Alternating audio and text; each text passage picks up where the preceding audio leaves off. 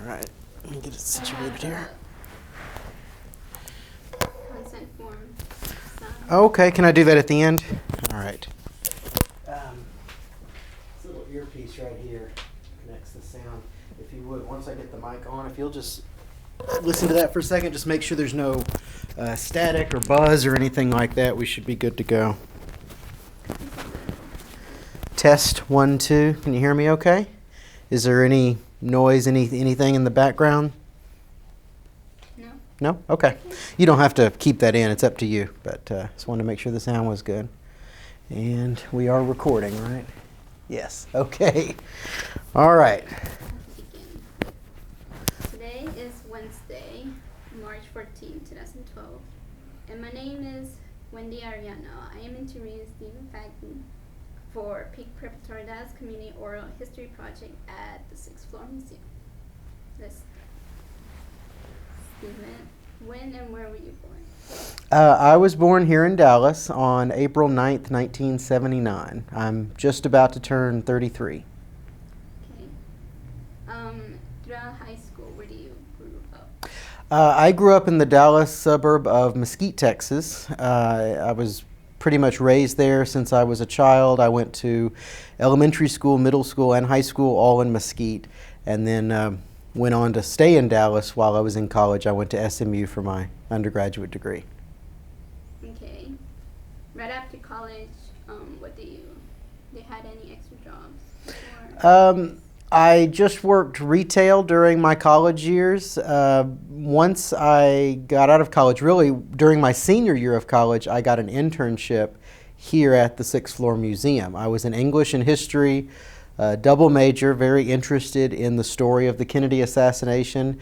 And so I interned here as a senior at SMU, and as soon as I graduated, within a couple months of my graduation, the museum hired me full time, and I've been here ever since. I've been here over 11 years.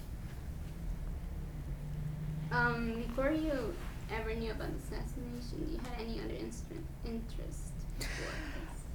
It's hard for me to remember a time when I wasn't interested in the Kennedy assassination. Both of my parents were Dallas school kids at the time of the shooting, and both of them grew up surrounded by this subject, and I learned from them. I read books, watched documentaries, heard stories as a kid, and unlike most of my classmates, I was interested in history from a very early age. The Kennedy assassination has always been a fascinating topic for me, and it's one that I obviously pursued as an adult, and that's why I ended up here right out of college. Instead of the John F. Kennedy assassination, do you had any interest about the other assassination about other presidents? Other presidents? Sure, yeah. There's not much that's been written about the two between Abraham Lincoln and John F. Kennedy, James Garfield in 1881 and William McKinley in 1901. Both of those, of course, were traumatic events for the country, but neither of them really gripped the nation as a whole and affected the entire world the way the assassinations of Abraham Lincoln in 1865 and Kennedy 100 years later in 1963.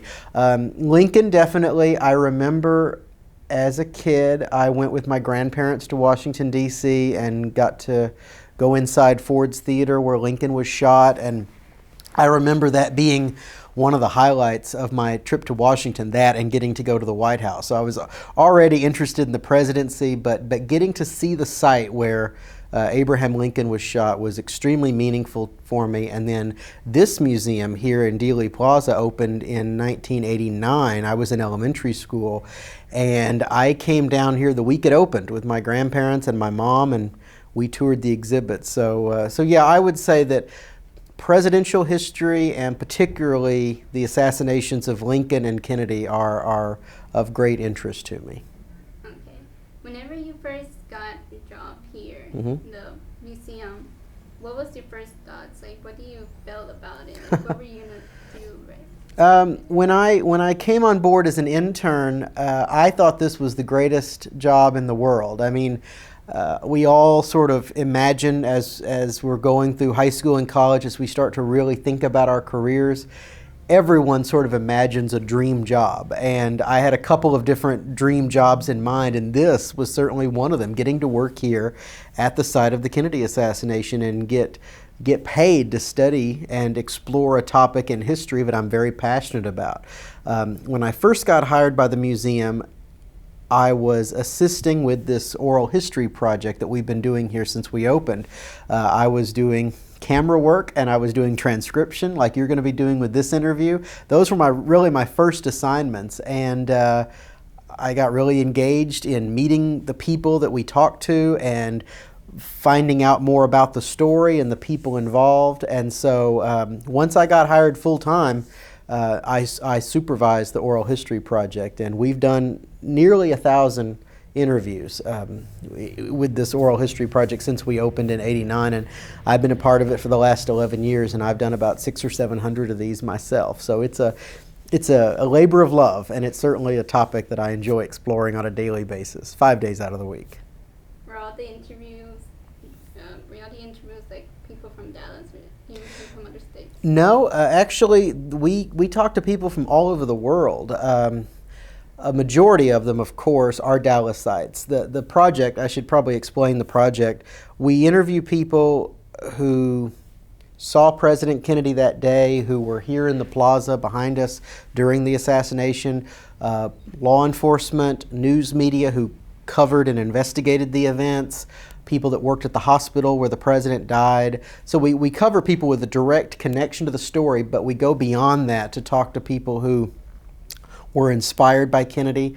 We've done a lot of interviews just relating to the history and culture of the 1960s. We've talked to civil rights activists and Vietnam War veterans and Vietnam War protesters, Peace Corps volunteers, astronauts, really people that reflect the scope of the 60s and people that especially speak to the legacy of President Kennedy and the things he was involved in as president.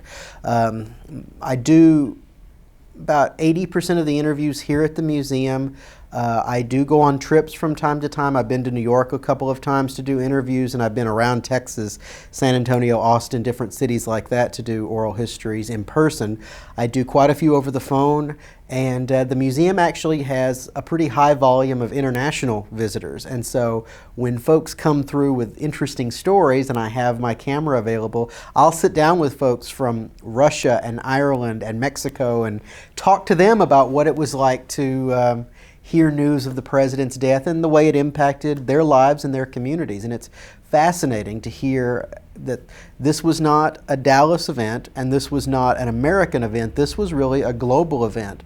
And for most people who have lived a long time, they compare the Kennedy assassination, the way they felt and the way the nation and the world responded to September 11th. Those two events certainly have correlations that people draw upon as they look at the scope of history and these touchstones of tragedy that bring people together as a nation and as a global community. So it's interesting to talk to people and have them reflect upon their lives and things they've been a part of over the years.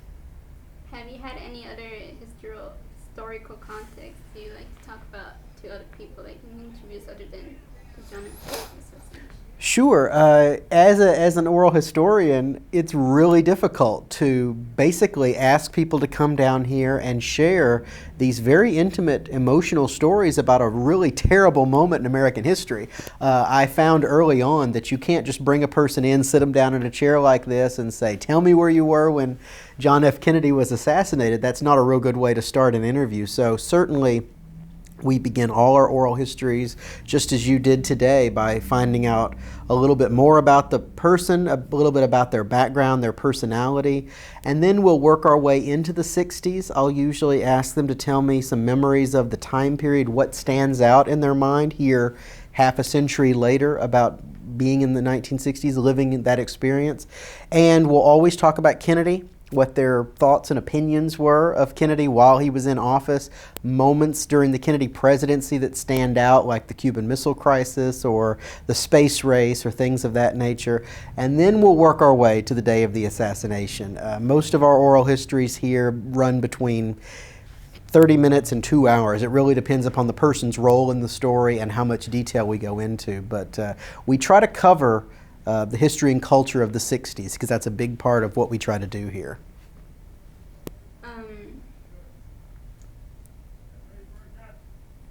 How does I think you already answered, but how does, instead of you working with John F. Kennedy assassination, how did that more interested in any other, for like the Lincoln assassination, like why you actually took the John F. Kennedy? Well, of course, there's no way to go back and interview people who remember where they were when Lincoln was shot. Oral history is something that's very new and very exciting as far as I'm concerned. When I say new, I mean, the 20th century, really, in terms of recording it, having the ability and the technology to preserve these recollections. And that was something that, when I got here and I knew I was interested in the assassination. When I got here and really discovered what was being done with these interviews, and as I would sit down and transcribe these oral histories and come to know these people, suddenly the immediacy of the assassination, it just struck me. I'll give you an example. One of the first interviews that I had to transcribe was a 5-hour oral history that was done with a former Dallas mayor, a man named Eric Johnson. He became mayor the year after the Kennedy assassination and really helped Dallas through a very painful period as the city tried to recover from the death of the president right out here in Dealey Plaza. Eric Johnson had been interviewed in 1992, and he passed away in 1995. Now, I joined the staff here in 2000 and was asked to transcribe this marathon 5-hour, it was in 3 parts, but still this marathon oral history. And I got to know Eric Johnson very well, as you can imagine. Listening to his voice, hearing the emotion in his voice for 5 hours, I became friends with this person even though he had passed away 5 years earlier. And that right there is the power of oral history, the fact that it can connect you with a person who might not be alive anymore, but someone who can impart to you their knowledge, their stories, their emotion, and really make that history come to life. It's much more realistic than reading about the assassination in a textbook or something like that, hearing the person talk about living through that experience. So I think the immediacy of the Kennedy assassination, the fact that, yes, 50 years is a long time for you and me, but still in the history of this country, 50 years is not that long when you think about the Civil War and further back. So the fact that we can still talk to these people and we're in this race against time to capture these stories, I think that's important. With something like Lincoln, you don't have that. You have diaries, you have newspaper accounts and things like that, but there's not going to be any new information. There's not going to be any new photographs or films or stories, and I think that was exciting to me as a very green and young historian coming into this chosen fields. I wanted to explore something that was historic and yet had the ability to really surprise and enchant me. You heard of the movie, right? The JFK movie. Absolutely, yeah. Do you have any opinions about that? Sure. People of my generation, and again, I was born in '79, so I was in high school in the '90s. When I guess I was in middle school when Oliver Stone's film JFK came out. And for people of my generation, I mean, we're sort of the children of Oliver Stone in terms of our views on the assassination. Have you seen the movie? You have? Okay. Oliver Stone took every conspiracy theory and fevered dream about the Kennedy assassination and crammed it into this magnum opus, this 3+ hour story. And I try to watch JFK every year here, not at the museum, but I watch it at home usually at least once a year because it reminds me that what we're doing is important, that this is a very important moment in American history. I feel like it was a story beautifully told in terms of cinematic storytelling. However, Oliver Stone did take a number of liberties, creative license in telling the factual story of the assassination. Certainly, I don't believe all of the people he puts on screen, and there are some historical fallacies. There are some facts he just simply gets wrong. Whether he did so deliberately or by accident, I don't know. But certainly there are historical inconsistencies and problems with the movie JFK. But it is a testament to why this means what it does to people. Oliver Stone was a Vietnam War veteran. He feels, as many of his generation do, that had Kennedy not been assassinated right here, the entire course of history in the latter half of the 20th century would be different.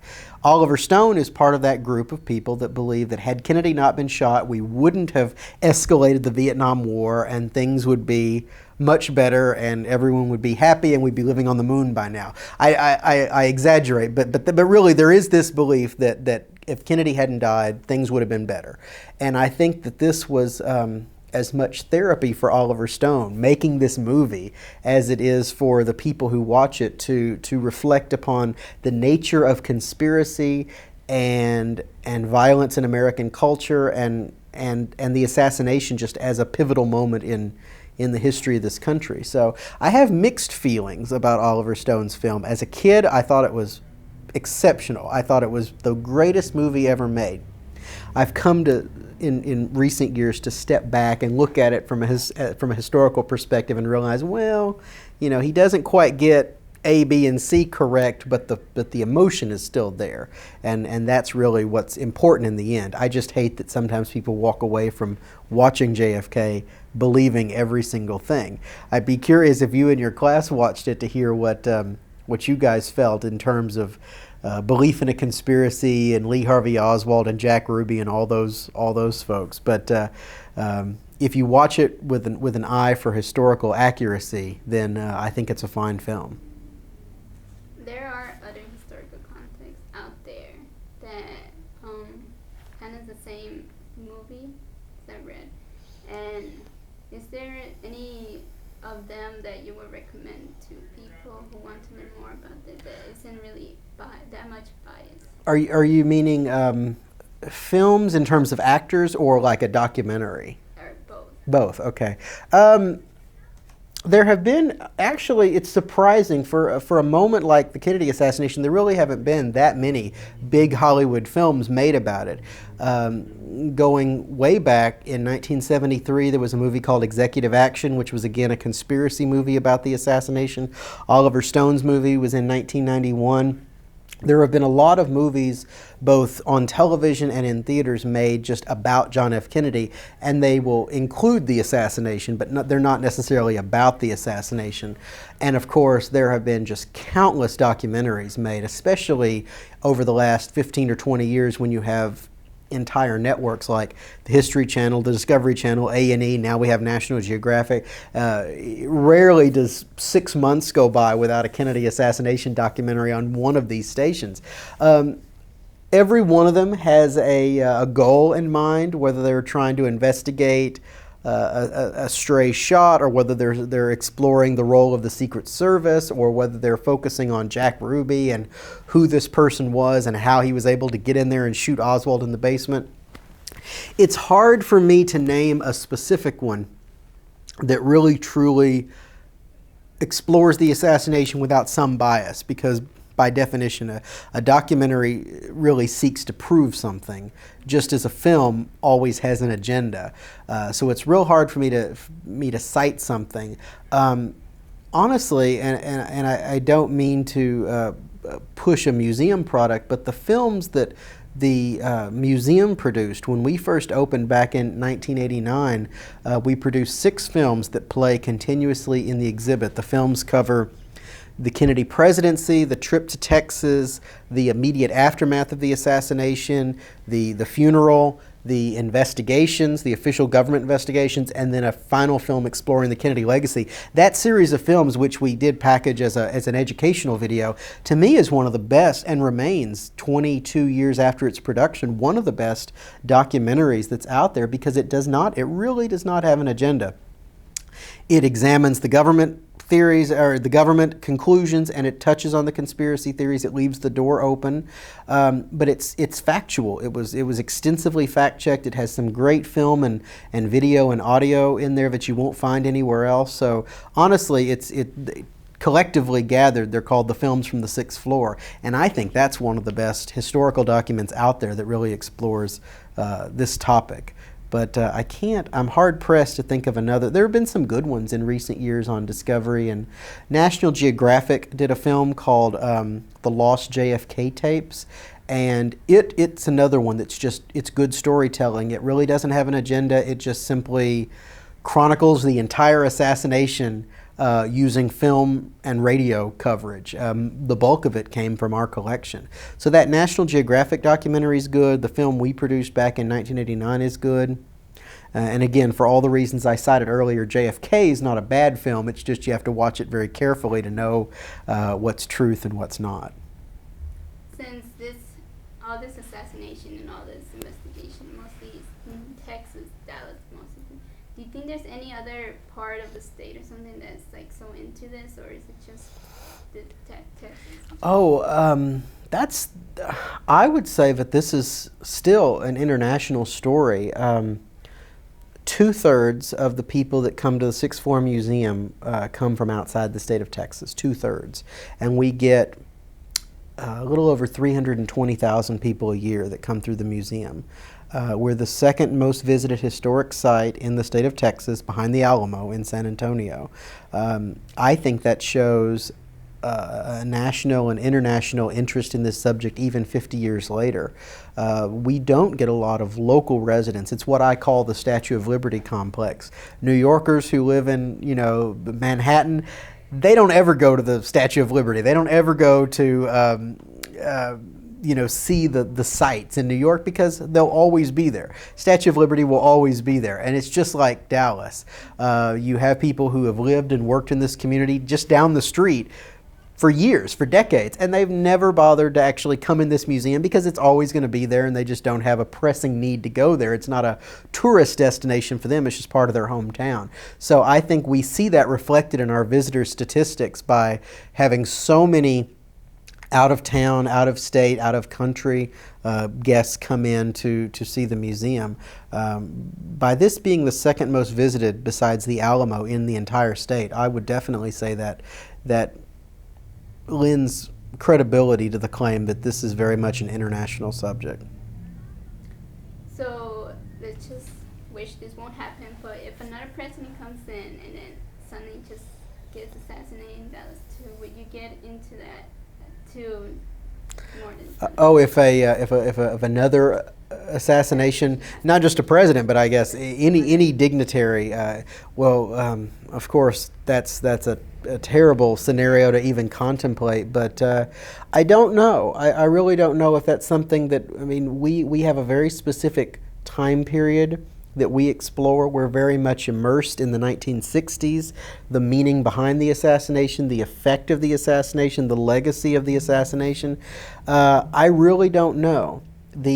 Over at SMU, the George W. Bush Presidential Library is being constructed right now, and we are in the process of partnering with them on some programs. We partner already with the Tower Center for Political Studies at SMU, and we're really starting to explore presidential history and going beyond the Kennedy years to look at, for example, we had a program not too long ago with the Tower Center where we simply explored the importance of the South in presidential elections, the political voice and the political clout that the South carries.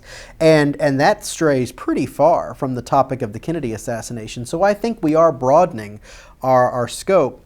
Now, if something else were to happen here in Dallas, certainly like 9/11, there would be these correlations. People would instantly draw comparisons from the Kennedy assassination to whatever event might occur. So I'm sure we'd have to address that. But as far as sort of doubling our interpretive efforts, I don't see that happening. Especially since we are very site specific here in Dealey Plaza. There have been various incidents in Dallas and the surrounding areas over the years. We're not too far from Waco, where you probably don't remember this, but there was a issue with the Branch Davidians, and there was a lot of people died, and it was a very controversial thing, and a lot of conspiracy theories emerged about that, just like the Kennedy assassination, but we don't tackle that at all in the exhibit, even though it happened in Texas, and even though it has some conspiratorial overtones, just like the Kennedy assassination. So I think we're sticking with this subject, at least for the foreseeable future. Mm-hmm. So when I was little, I used to always be a little bit frightened to pass here because I thought the idea of me getting shot has there been any other people that might been, like, not too long ago before the assassination? Well, there was an incident, a very unfortunate incident, back in 2003, 2002 or 3, I believe, 3, when a person who actually committed suicide in Dealey Plaza, someone who was very interested in the assassination and took his own life here in the plaza. It got very little news coverage, but that's the only violence that I can really speak to that occurred here in the plaza, besides obviously what happened on November 22nd of 63. That's it. Okay. Well, now I guess we should go to the actual assassination. Okay. So, do you believe that Lee Oswald was really a lone assassin? Well, as you can imagine, that's a question that I get asked daily, sometimes more than once a day. I have sort of a stock answer, and I'll give you a little bit more detail because you're doing this for a school project. Basically, for the reasons that I've already expressed about the work I do here at the museum, interacting with these people who live the experience, eyewitnesses, police officers, folks like that, the fact that I come into contact with hundreds of these people, I really feel like if I had a firm opinion in mind, I'd be doing a great disservice to history, because even if I didn't intentionally do it, I might sway the interview one way or another. It's much better, I think, to keep an open mind and not become emotionally caught up in the subject. I know a number of very fine people who are very dedicated researchers who have invested their entire fortunes and their lives in studying the Kennedy assassination. I have encountered fine people who are extremely passionate and very argumentative about the assassination. I don't want to be one of those individuals. The fact that we work here in the museum and we focus on the facts of the day and the evidence and don't really explore too much in the way of theory and conjecture, I really feel like it's not appropriate for me to have a personal belief. My thoughts change on a daily basis as I encounter new people and learn new stories, but I really try not to have an opinion, a personal opinion, about Lee Harvey Oswald. I'll say this, there is a very strong case that puts Oswald with a rifle on the 6th floor of the Texas School Book Depository. The Dallas police built a pretty solid case linking evidence, linking a bullet to a rifle to a person. However, that said, there are a number of unanswered questions and gaps in the historical narrative that I simply can't address. And that is what makes this such a tantalizing topic. And that's why people around the world continue to argue and write books and make documentaries about the assassination, because it is one of history's truly great unsolved murder mysteries. And it's exciting to be here, but I try not to get too involved in the debate.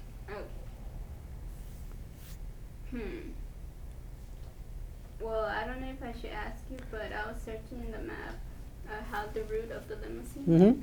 And, well, I don't know. I was wondering maybe what if the shots, instead of being fired to here, wouldn't it have been easier, whoever shot it to? Sure, yeah. I hear that a lot from folks that go upstairs and they look out the windows and they see, as the motorcade was coming up Houston Street, to Houston, which is now one way, was two ways in 63. The motorcade came towards this building. It's a real easy shot because the target gets bigger and bigger as the motorcade gets closer to this building. That is one of those questions that continually gets asked. You know, why would Oswald or whoever was in the southeast corner window of the 6th floor wait until the car had turned here where there's trees to partially obscure the view, and wait till the target was receding, getting smaller and smaller and smaller?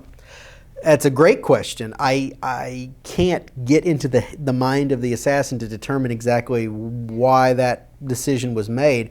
There are lots of ideas about that. The conspiracy point of view says that, well, that the assassins, more than one, had to wait until the turn from Houston onto Elm so that all the various gunmen, whether 2, 3, or whatever, could all sort of have a triangulation of crossfire from the different directions where they all had exposed shots. That's the conspiracy point of view. I have been upstairs with law enforcement folks, people that actually investigated the assassination, and I've posed the same question to them. And what they tell me is, they say that, you know, when you're about to shoot someone, really kill them in their life, it's much easier to shoot a person from behind rather than shoot them from the front, because it's easier to shoot a person without seeing their face. It's easier to shoot the back of a head than it is to shoot a face, especially a recognizable face. If you can imagine seeing John F. Kennedy, his very recognizable smiling face in the crosshairs of a rifle. They also point out that crowds were lining Houston Street over here, and this building was sort of at the end of Houston as the car was coming up this street right out here. If a shot had been fired, immediately heads on pivots would have turned towards this building, and it would have been pretty easy to see a rifle extending from this 6th floor window. However, by waiting for the car to make this hairpin turn onto Elm Street, where the crowds really thinned out, because this was the very end of the parade, by doing that, with the car going downhill towards the freeway, a shot, for one thing, would reverberate around the buildings. It'd be a lot harder, I think, to tell where the shot was coming from. 2, the fewer people that saw the assassination, the fewer heads you'd have to start looking around to try to see where the shots came from. So to me, and to these law enforcement guys who voiced this to me, it's indicative of someone who clearly wanted to get away with it, which does fit Oswald's profile, because when you look at other presidential assassinations, as we were talking about earlier, the men who killed Abraham Lincoln and James Garfield and William McKinley were all very proud and boastful of their ability to kill the President of the United States. Oswald, as far as presidential assassins go, is in a class all by himself, because until the moment he was shot by Jack Ruby, till the time he died, Oswald said he was a patsy. He was framed. He didn't shoot anybody. He maintained his innocence until the very last breath. So this whole idea of shooting the president on Elm Street as opposed to Houston does tend to corroborate this theory, this notion that whoever shot was aware at least of where people would look, and it was much easier to get away with the crime if you waited until the president had turned onto this less trafficked Elm Street for the assassination to take place. But again, it's all theory and conjecture. It's something that's fun to talk about and speculate about, but I can't sit here and give you a definitive answer because I can't get inside the person's head, the assassin's head. So there's an X mark wherever John Kane was marked. Yes. Is it really at the exact location or something? Within a few inches. The museum does not put that there. The city of Dallas doesn't put that there. Dealey Plaza is a city-owned park. It's a public park. There are individuals who talk about the story right outside. In fact, we've probably seen a few of them walking around right outside the windows here, but there's an entire subculture that investigates and researches the assassination, folks that give tours and sells magazines and brochures and things like that, totally independent of the museum. It's those folks, those independent researchers that spray paint that X marks the spot on Elm Street. And years ago, and during my first few years with the museum, it was almost a game with the city. You know, the city didn't really appreciate this spray painted X on Elm Street, so every so often the city would come by and remove the X, cover it over, and then the next morning it'd be back again. So eventually they've sort of just given up. It's funny, if you go out there and avoid the traffic and really look, you'll see that this X marks the spot has really sort of changed over the years. I mean, it's off by several inches because of the many times it's been painted and repainted and repainted. So again, I can sit here and say that yes, it does approximately mark the spot where President Kennedy was at the time of the fatal shot, the shot to the head that actually killed him, within a few inches, but it's not something that's official. It's not put there by the museum or the city of Dallas. Has any other people questioned about that? I get asked occasionally, you know, is it accurate or things like that. You know, in a perfect world, there'd be a way to interpret the view out the window of the 6th floor without disrupting traffic down here. This is a very heavily trafficked area, as you can see. I'm sure in the future, as we contemplate updating the exhibit and things like that with computer technology, there's probably ways of overlaying screens over some of the windows, at least, to show more clearly the parade route and the exact position of the car at the moment the president was shot. We don't have anything like that right now. It's still very low key in terms of when you're upstairs looking out the window. Really, that X is about the only way you can pinpoint to the best of your ability where the car was at the time of the shot. It's not an ideal circumstance, but I use the X when I'm up there with visitors and I'm trying to show them the logistics of how everything happened.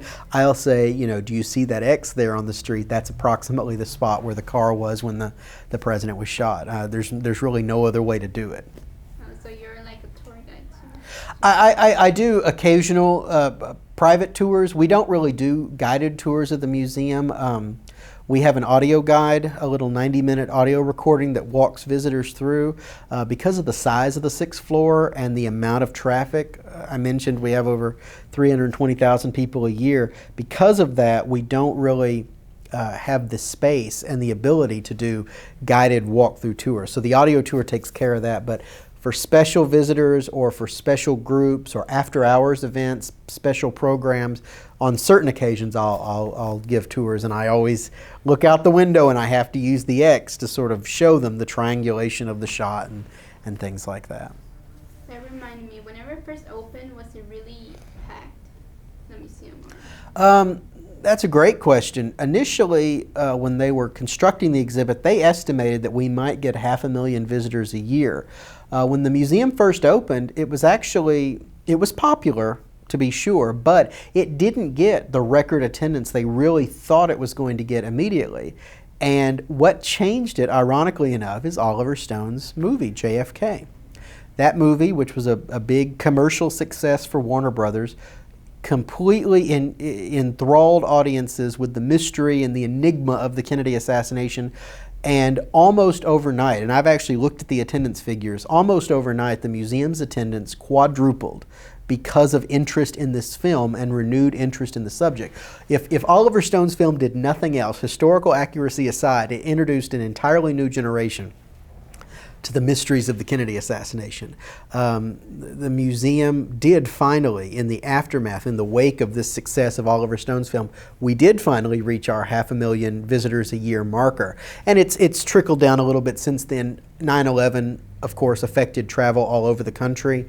So we took a dip there, but then we've reemerged and we've settled right into about 320,000 people a year. But initially, for those first couple of years, the museum opened in '89. Oliver Stone's movie came out at the very end of 1991. So for those first few years, it wasn't as successful as the founders envisioned, although it was successful enough that it wasn't in danger of closing or anything like that. But because of Oliver Stone, we finally reached that 500,000 visitors a year milestone. Let's see. So, okay, back to the shooting. Yes. How many shots were fired? The majority of the eyewitnesses heard 3 shots, and the first official government investigation, the Warren Commission, concluded that 3 shots were fired. There were 3 empty rifle shells found on the 6th floor of the building in the sniper's nest area, as well as a rifle on the diagonally opposite side of the building. There were some eyewitnesses that heard only 2, and there were some eyewitnesses that heard 4, 5, 6, multiple shots. One of the problems is Dealey Plaza really functions as an echo chamber. Because of the tall buildings, the reverberating crack of a rifle will echo off of these buildings, making it really hard to tell how many distinctive noises you're hearing and where those noises are coming from. That's made the eyewitness accounts important and yet at the same time very tricky. There were no sound recordings of the assassination. There were no sound cameras rolling in Dealey Plaza. The few films we have that actually show the assassination, all of them were silent home movies. Typical home movie cameras did not have sound capabilities in 1963. Now, Years later, in the 70s, there was a second government investigation, the House Select Committee on Assassinations, and they looked at a very controversial piece of evidence. It was a recording that was made by a Dallas police motorcycle. The microphone was stuck on the wrong channel and was inadvertently just recording ambient sounds. I say it's controversial because there's quite a lot of speculation as to where this particular motorcycle and officer were at where they were at the time of the assassination. But based upon this evidence, the House Select Committee on Assassinations did conclude that there were 4 shots fired based on this acoustical evidence, the impulses of what they felt were 4 distinct shots in Dealey Plaza. 3 from this building, fired by Lee Harvey Oswald, and then 1 from the grassy knoll, which missed the car. So you have 2 government investigations, 1 concluding 3 shots, 1 concluding 4, but that acoustical evidence is very controversial, and in fact, when the House Select Committee on Assassinations results came out in the late 70s, an independent study by the National Academy of Sciences that was published in '82 totally refuted the acoustical evidence, saying that it wasn't even a motorcycle microphone in Dealey Plaza. It was somewhere else. So there's still a lot of arguments over whether or not that acoustical evidence is valid at all.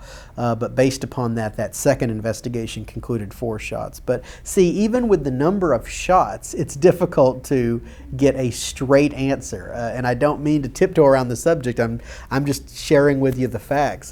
Every single aspect of this story, from the number of shots to where exactly on the president's body he was hit, to what people saw initially, all of that comes under intense scrutiny.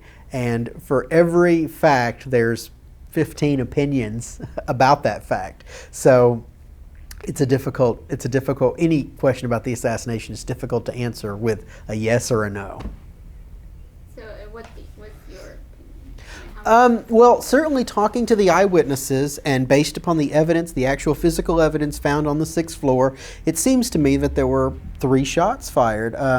I have not encountered evidence of a 4th shot or more or less that have caused me to doubt those suspicions. I think Oliver Stone's movie has like 6 different shots being fired, and I just don't think that that's possible in the amount of time that it took the assassination to take place. 3 shells were found on the 6th floor window, and the Warren Commission has tried to establish to the best of their ability what each of those shots did. 1 missed the car. 1 certainly struck the president in the head, the fatal shot that killed him. And of course, that leaves the other shot to cause the remaining 7 wounds between President Kennedy and Governor Connally. And here we get into probably the most controversial aspect of the assassination, the single bullet or the magic bullet theory, which says that a shot that entered the president's neck, emerged from his throat and hit the governor in the back and exited his chest and went through his right wrist and lodged in his thigh. And the majority of people out there who know anything about this subject have a hard time believing that shot, that magic or single bullet, could cause those 7 wounds. But really, if you want to believe that there was only 3 shots, you have to buy into the idea that it's possible. There's not enough video on that camera for us to go into all the ins and outs of the magic bullet theory and the importance of it. But suffice it to say, I guess if pressed, I would say there were probably 3 shots fired. I don't believe there was more than 4, but I believe there was at least 3 fired. But it's hard to know for certain because we don't have that magic recording that